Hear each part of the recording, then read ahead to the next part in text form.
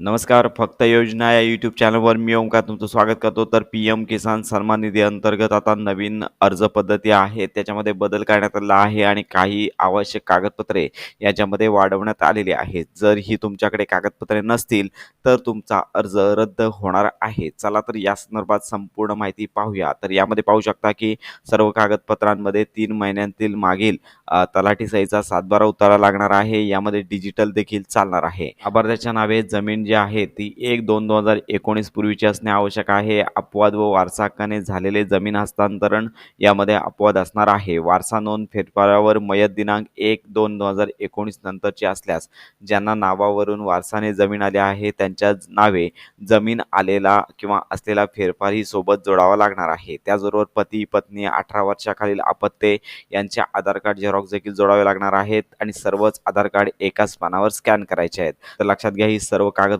जर तुम्ही अपलोड केली असेल तरच तुम्हाला पी-एम किसानची नवीन नोंदणी आहे तर ही मान्यता भेटणार आहे. तुमचा अर्ज यामुळेच अप्रूव्ह होईल. जर तुमच्याकडे यातले एकही डॉक्युमेंट नसेल तर तुमचा अर्ज रिजेक्ट होईल. याचबरोबर जर तुमचा अर्ज रिजेक्ट झालेला असेल, अपात्र असेल, तर पुढील महत्त्वाचे कागदपत्रे येथे कार्यपद्धती देण्यात आली आहे. यामध्ये विहित नमुन्यात तुम्हाला अर्ज देखील करावा लागेल.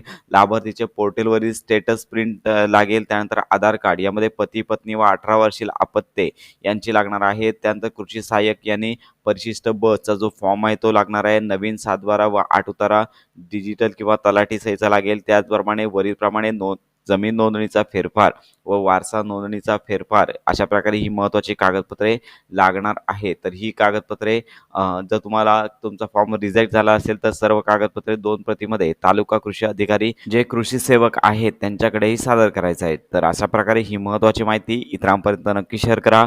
योजनांसंदर्भात डिटेल अपडेट्स करता आपल्या फक्त योजना या यूट्यूब चॅनलच्या कनेक्टमध्ये राहा.